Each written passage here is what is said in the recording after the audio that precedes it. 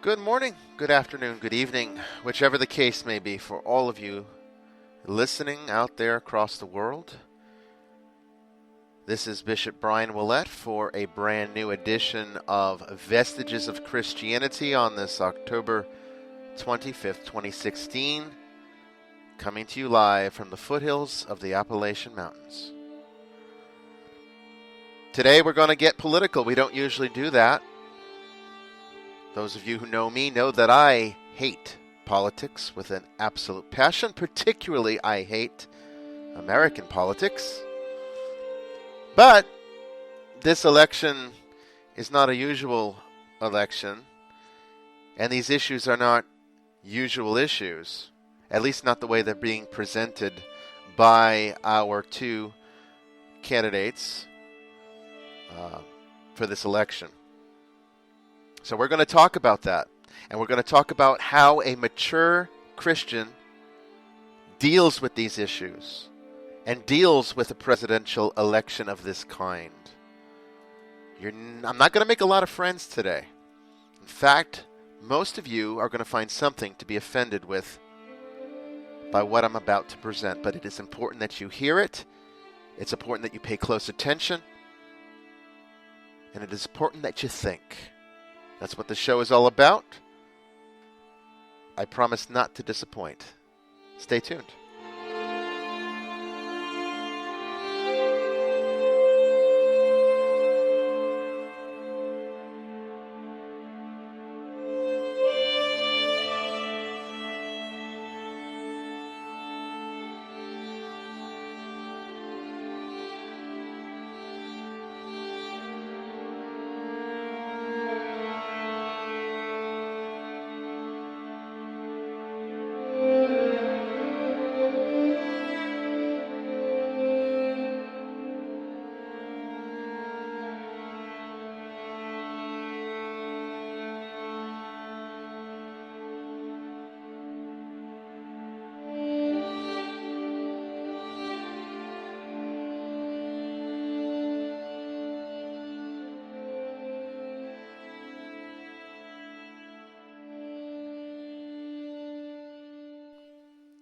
Thank you again for staying through the music for this new edition of Vestiges of Christianity. Once again, I am Bishop Bryan Ouellette of the Holy Nicholean Catholic Church, and I do apologize for not having produced a new episode here in a while.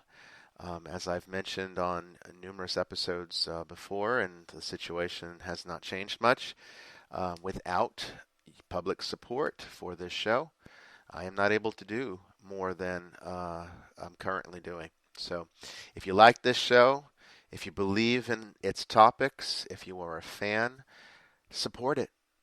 Go to Nicholean.org or go to esotericcatholic.org. They're both the same site with a different URL. And click on the donation link and give us your support, particularly monthly support. If you can afford to give a few dollars every month, that would greatly enhance what this ministry can do, particularly the teaching side of the ministry, which is what Vestiges of Christianity was created for. I wish that in a perfect world, I wish that ministries could just operate by breathing the air and manifesting whatever they needed through the grace of God. But this is a physical world. This is a material world, and it just doesn't work like that. Without your support, we can do nothing. And in this world, financial support is how these things work. This show costs money. This ministry costs money.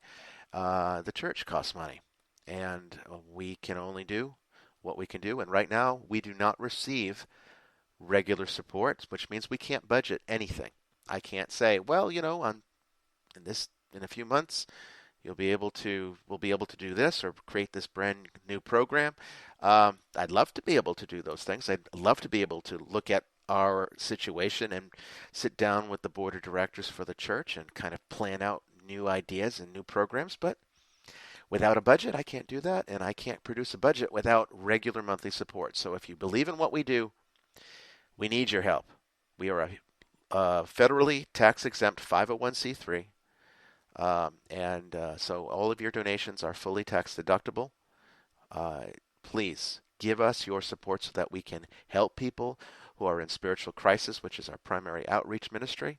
And if you like the teaching ministry that is contained within Vestiges of Christianity, this podcast, then please give us your support. We need it badly. Nobody gives us anything for this show. And if you like it, why wouldn't you support it? And I get a lot of fan mail, so I know you guys like it. But the numbers that pay for the show don't support the interest that the audience claims. I'm not trying to be mean. I'm just being realistic. This show can't operate without you. Okay, so being a 501c3, I am not able to tell you how to vote, and even if I could, I wouldn't.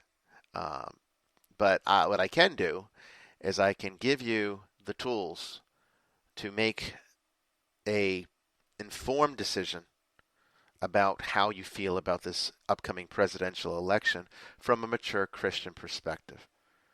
That's what I'm here to do today. And like I said, I'm probably going to find a way to offend every single one of you in some form or fashion. Some of the things that I'm going to say you guys are going to love. Some of the things I'm going to say others will really hate. That's just the way it's going to be. Because this is politics, and politics is ugly. It's worse than religion as far as the topic goes. And religion is playing a big role in this election, I think. And so it's important that we discuss this because I am seeing on Facebook and throughout the various social media that I have access to that there's a lot of confusion as to what to do or how a Christian should think about this. And I've even had people come to me to ask questions about various things that are out there, crazy political memes, and people pushing their agenda. I hate that. Oh man, I hate that. Nothing angers me more than when I go on Facebook and I see people pushing their political agenda so that they can influence your vote. So I'm not going to do that today. In fact, even if it appears to you that I'm taking a side, I want to make it very clear right now that I am not taking a side based upon any personal biases or paradigms that I have adopted and have not yet eliminated from the matrix of my existence. What I'm going to share with you today is purely objective material that hopefully you can integrate into your existence and make informed decisions and understand how this whole thing works from a Christian vantage point. Let's look at our two candidates here. We got Donald Trump on one end, and we've got Hillary Clinton on the other. And I'm going to start out just by saying this is a horrible choice. Neither one are very good representatives of the average American person. But there are some aspects to each candidate that needs to be looked at more closely in order to say that this is something that we can use as objective data for making an informed decision. Because you guys are going to go out there and vote. And that's coming up really soon. Some of you might have already cast early votes. And you think you're making an informed decision. You think you're doing God's will. And it doesn't quite work that way. I'm sorry to report to you. It really doesn't. It really doesn't. And I know there's a lot of pastors out there saying, this is the wrath of God will be upon you if you make the wrong choice. And I mean, let's face it, from the Judeo-Christian perspective here in the United States of America, if you're not taking a conservative stance, you're looked down upon, you're frowned upon. And there's a lot of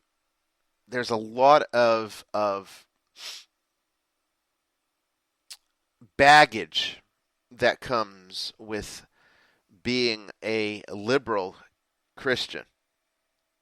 Okay?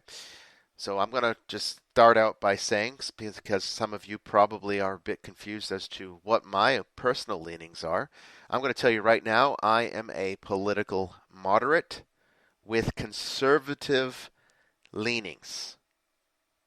But I am hardly a conservative by any stretch of the imagination, and I am absolutely not a liberal, particularly the extremist progressive kind. I have nothing good to say about that ideology, and I have nothing good to say about the extremist conservative Tea Party kind. They are just as bad, just as horrible, in a completely different kind of way. So I'm a political moderate. All right, but I have conservative leanings because I see some value in taking a slow, methodical approach towards changing the way the world works, or at least the way our political system works within the United States of America. It is never a good thing for the world to jump right into a shift in paradigms without time to carefully integrate it into everyone's consciousness. And that's unfortunately what liberal progressivism does. I'm not saying this because I'm biased.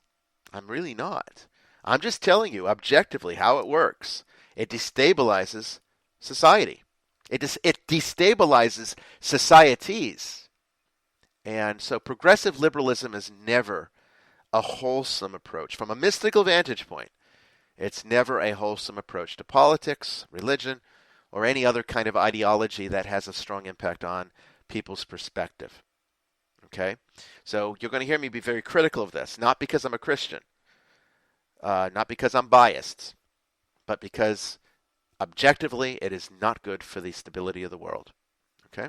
That's part of the reason why we're in crisis right now. And we are in political crisis. If you don't think so, wake up, because we are, and it's bad. Hillary Clinton is a horrible, horrible candidate. Donald Trump, almost as bad, but for different reasons. So we're going to talk about those different reasons. And I absolutely reject voting for your party. I think you should vote for the individual. I am absolutely against voting for an ideology. So if those of you, and I've seen it on Facebook, that keep talking about Donald Trump like he's a man of God, grow up. He is not a man of God. He's only a man of God when it's convenient for his political platform, just like every other politician that runs. Okay? So let's get realistic here. Let's be mature adults. Let's not act like children and pretend that just because he's pro-life, or at least claims to be pro-life now, he wasn't always. I've seen videos as early as 1999 where he was taking a very strong pro-choice perspective. He was anti-abortion, but pro-choice from a political vantage point, which means that you don't believe the government should get involved in this decision. It should be a personal decision. That's what pro-choice really means. But unfortunately, pro-choice leads into pro-abortion, which is a more extreme form of the same thing. And certainly we see that with Hillary Clinton, don't we? She makes no apologies for her perspective, and we saw that in the last presidential debate. For those of you who watched it, she was very clearly making no apologies for being very pro-choice and very pro-abortion. She never said it was a bad thing.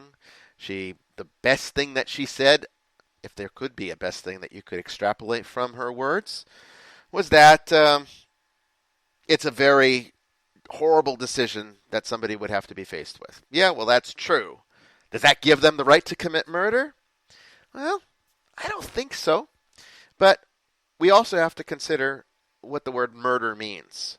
Murder doesn't mean killing someone. Murder means the criminal offense of taking someone's life. And if your government chooses to qualify that certain types of killing are legal, then guess what? It's really not murder, is it?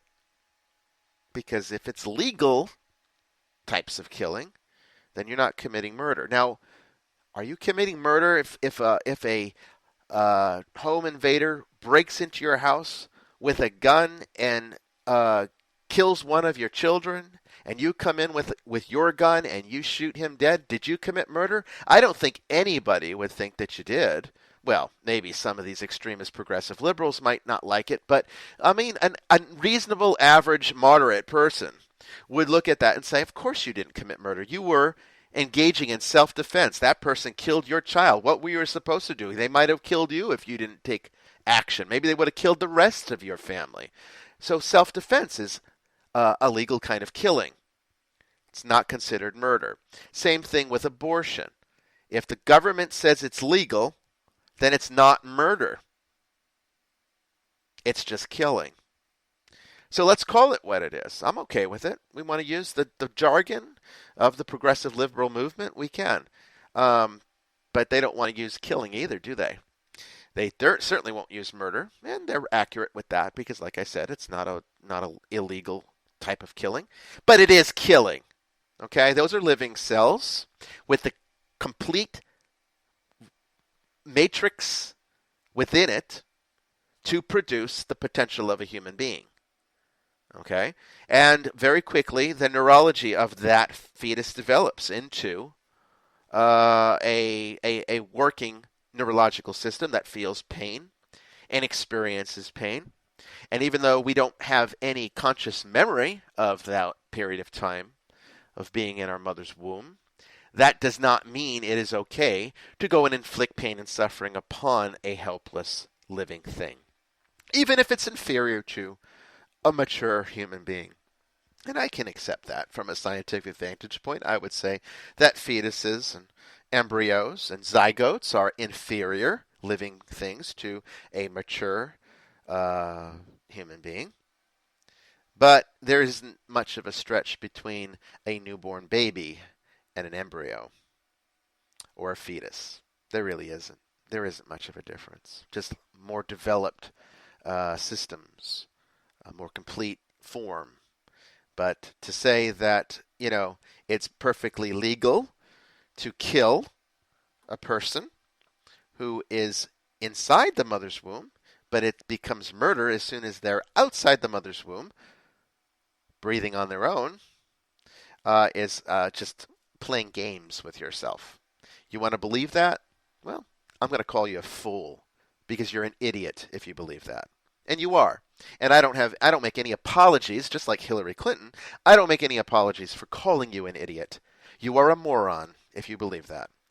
You are playing delusional games with yourself, and you have no spiritual maturity whatsoever. Sorry. But that's the abortion issue. So we got Donald Trump, who's like, well, now he's not taking this very strong pro-life stance, and he has to do that to appease his voters. I get it, and I don't fault him for that. But let's not call him a man of God, okay? Please, he's not. He's a businessman, and that's actually one of the things that I like about Donald Trump over Hillary Clinton. Is that she's a professional politician, which means she's basically the excrement of the earth. As far as I'm concerned, all lawyers, all politicians, pretty much the excrement of the earth. I have very little tolerance for them. I apologize if you are a lawyer. Maybe if there's some out there that do some good, perhaps. But as a profession, I'm going to make a rash generalization here and simply say that politicians and lawyers are pretty much the excrement of the earth. So welcome to the sewers, and welcome to American politics. So she's a career politician, and that already puts her in a completely different category for me. Businessmen I have some respect for.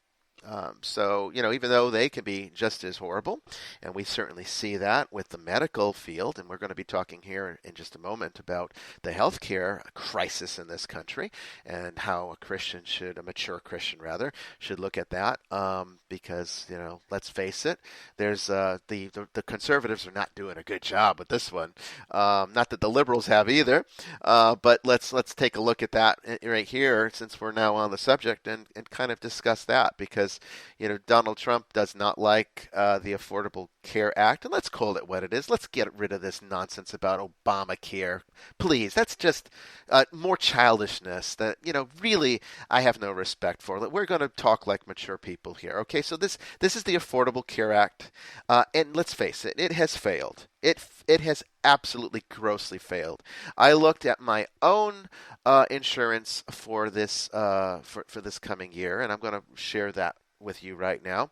My own personal experience with the marketplace, which hasn't been a positive thing. Keep in mind that I don't take a salary from the church. I get paid nothing for the work that I do.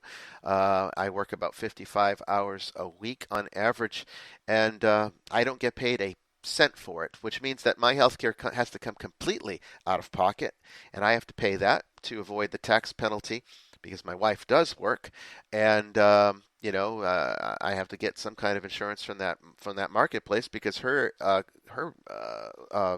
job at the present time doesn't provide health care. So we are completely out of pocket. And my insurance for that I'm paying in 2016 as opposed to what I have to pay for 2017 is a 1,300% increase. Did you hear that? 1,300%. That's perfectly legal. It's highway robbery. It is a gross, I would say, violation of every ethical principle within the business world, but it's perfectly legal. So, guess what? Who decides this? Well, the insurance companies do, and they're run by businessmen, and these businessmen are the other side of the excrement of the earth. But I don't think Donald Trump falls into that category. Maybe I have a unique perspective on him. I spent a lot of my life as a resident of Palm Beach, Florida. Not Palm Beach County. I'm talking about the island. And it is definitely some of the most expensive real estate in the world. And he, of course, has his mansion there, Mar-a-Lago, famous piece of property that he was living in at the time that I lived there. And he was just down the street from me. I lived on South Ocean Boulevard just like he did. And I remember when he converted Mar-a-Lago into, or was attempting to convert Mar-a-Lago into a country club, which was going to actually be under Donald Trump's intention. One of the very first country clubs on the island of Palm Beach to be open to Jews and blacks, because prior to that they weren't. And let me tell you, the cops in Palm Beach, Florida, they are posted practically at every bridge, because the only way to access the island is, of course, through a bridge or a boat. But if you're driving, you're going to be taking the bridge, of course. And they're there, and I'll tell you, if you have an old car, if you drive in there with a truck, if you even remotely look like you're not white, you're going to got a good chance of being pulled over. So it's a very racist island. I lived there. I know what it's like. And Donald Trump was advocating for racial equality at his club. He thought the racism in Palm Beach, and I remember this very well because I was there. I was also a big part of the community through the church, the Catholic Church there.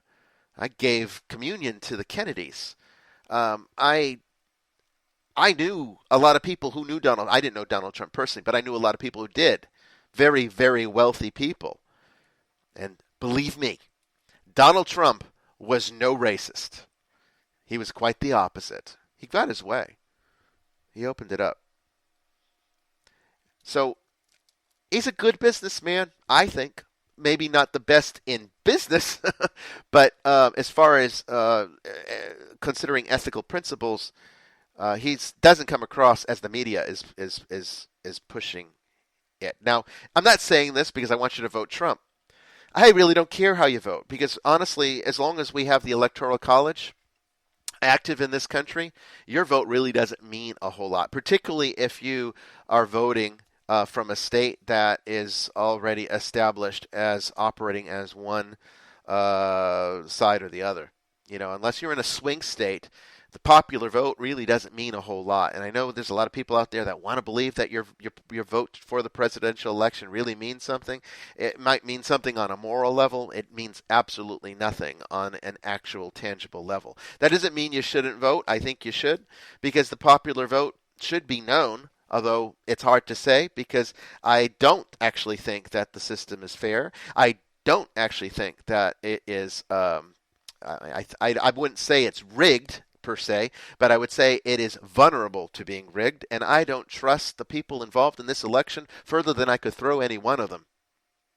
So we need to be mindful, and there's nothing wrong with being hypercritical about what's going on there. And let's face it, the media is really in control. You are not. And if you're watching the media, if you're listening to the media, and I include social media in that, so Facebook posts, all of those horrible websites that push yellow journalism. I've seen it all.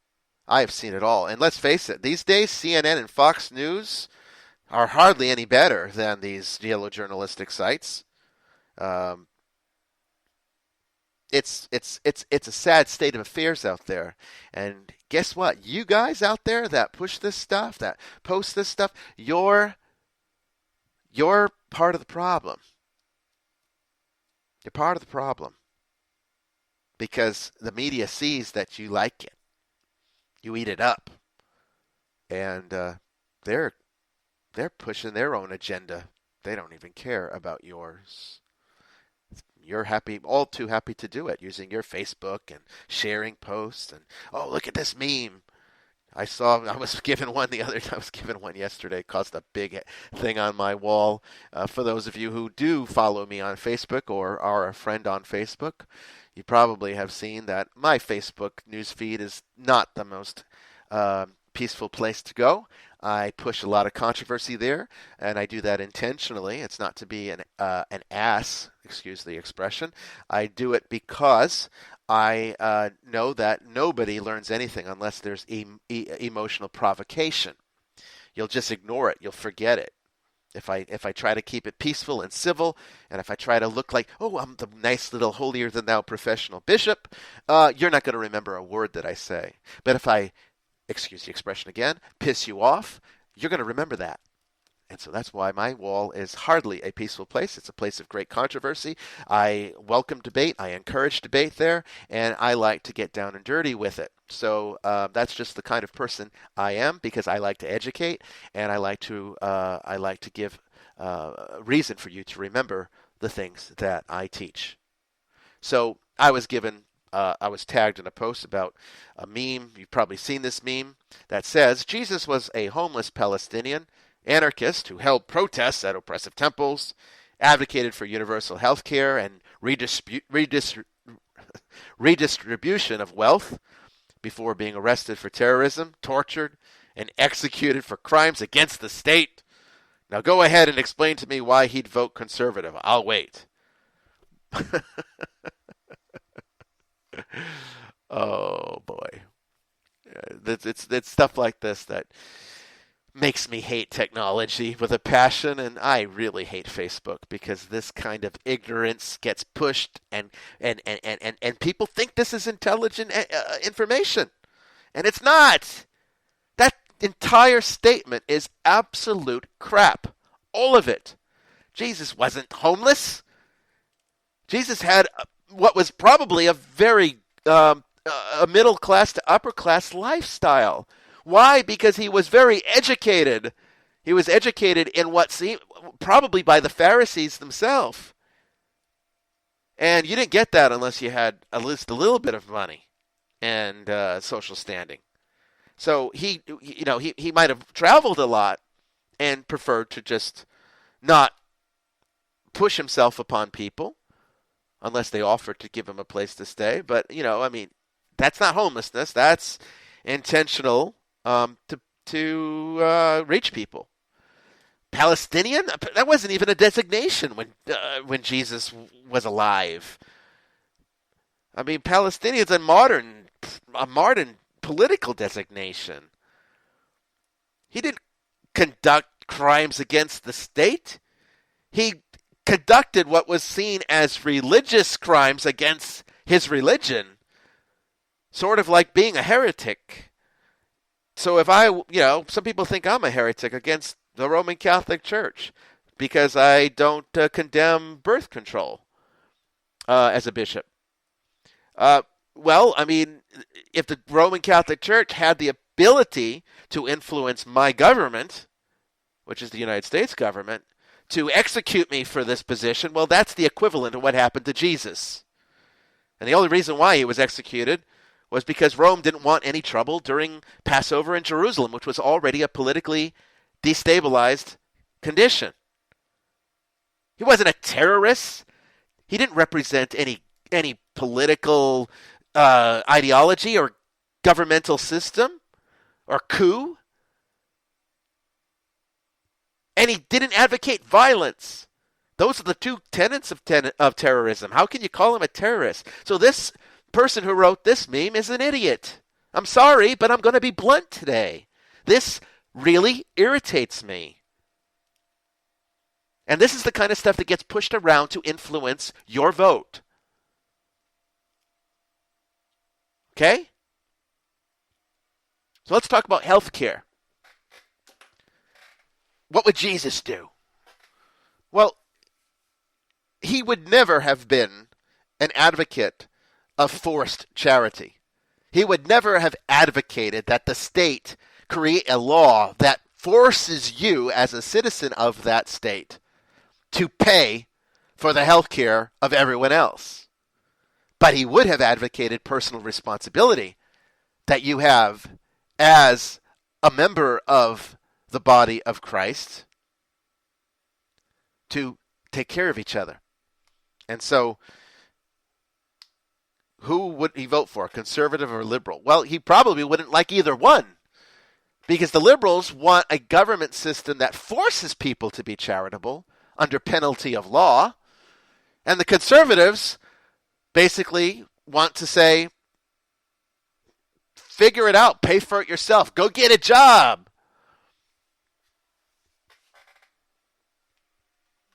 What's mine is mine. What's yours is yours. I worked for my wealth. Go and do the same. You go earn it. Well, Jesus wouldn't have liked either of those viewpoints. So guess what? Republicans and Democrats probably would have been political excrement to Jesus. Okay? Trying to be nice. But I'm impassioned about this topic because it really irritates me. As a bishop, as a human being, as a member of the human race, as a representative of this species that we call human, it irritates me. Because we're better than this. We're smarter than this. We have greater potential than this. And we're not living up to that potential. We should take care of each other. In fact, I would argue that healthcare should be an actual right. That should be a human right. The idea that we have for-profit healthcare systems in this country is an abomination to God. I'm going to tell you that right now. That is an abomination to everything that the Christian worldview believes in. So if you support this individual for-profit insurance healthcare companies, then you are in every way not representing the Christian ideal. So what does that mean? Should we have national health care? Well, maybe not national health care in the Democrat platform sense. But I think we absolutely need to have a health care that is free. So perhaps what needs to happen is we need to pass laws that require all healthcare systems, whether it be insurance, whether it be primary care providers, whether it be hospitals, require them all to be nonprofit. That's going to bring prices down, let me tell you, because you eliminate the competition aspect of it. You eliminate the profit motivation. That's how healthcare operated for the longest time in Western civilization. Long before anybody remembers, of course, because as soon as the Industrial Revolution came into play, we just all started going crazy for profit. For profit, for profit, for profit. Corporate America, all it cares about is profit. And it capitalizes and makes money off of your illnesses. It makes money off of the death of your loved ones. And let me tell you, the funeral industry, just as bad. Just as bad. They need to go to the political excrement toilet with the rest of them. Just as bad. Horrible, horrible industry.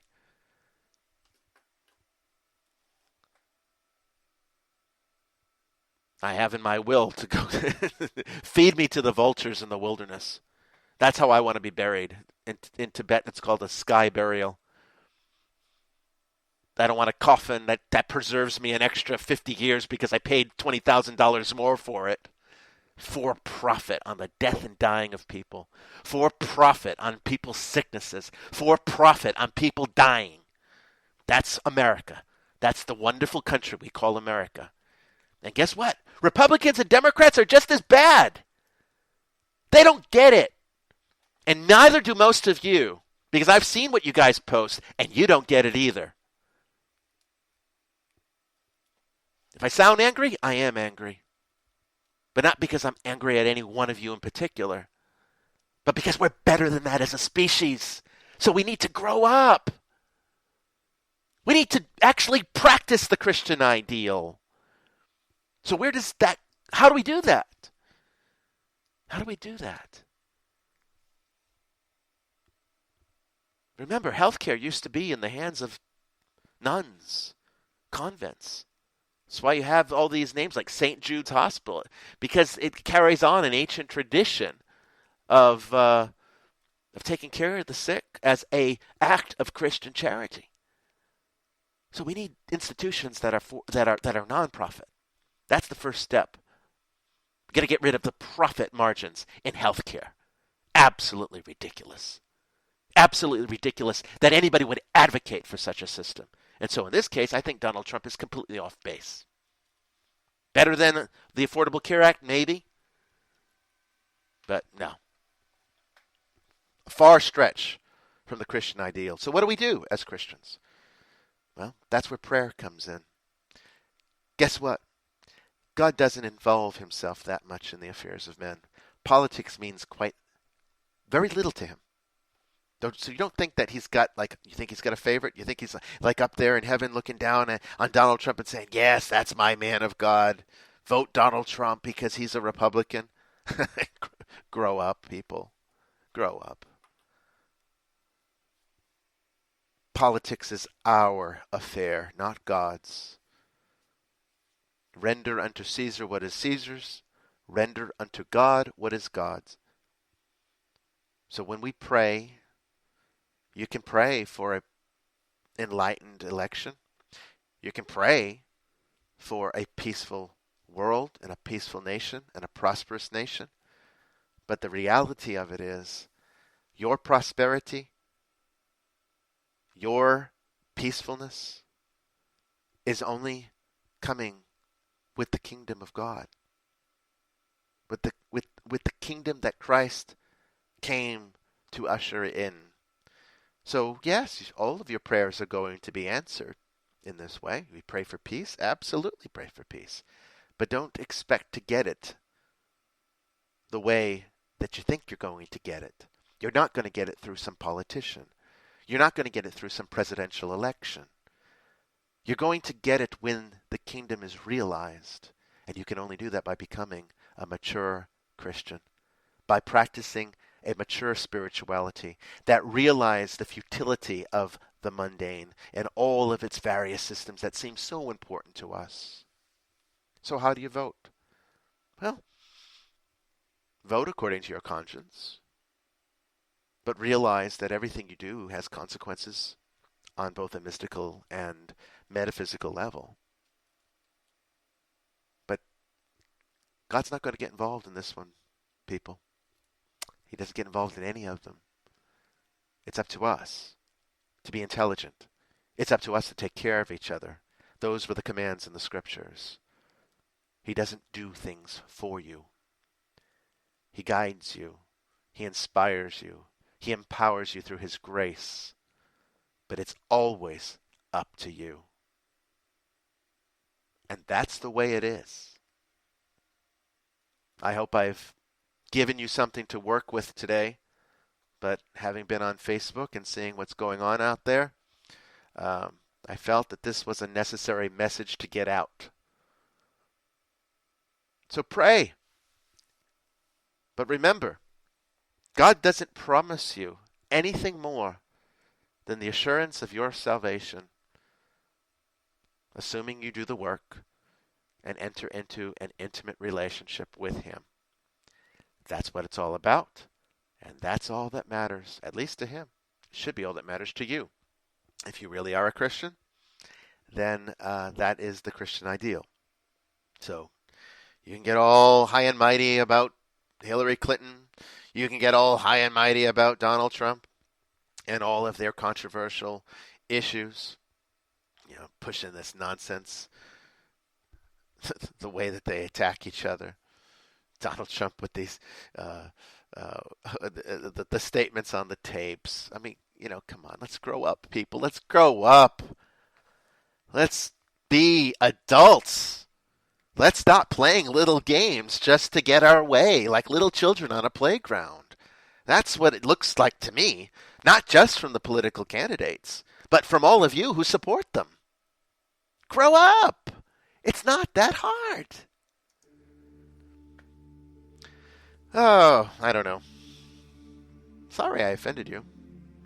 Here I am asking for donations for this show. I've probably angered you so much. Why would you give to me, right? Well, guess what? I don't care about the money. I care about the ministry, and I think you should too, because it's an important ministry. And so I don't ask for your support. Personally, I ask for your support for the ministry so that we can help people, because that's what needs to happen out there.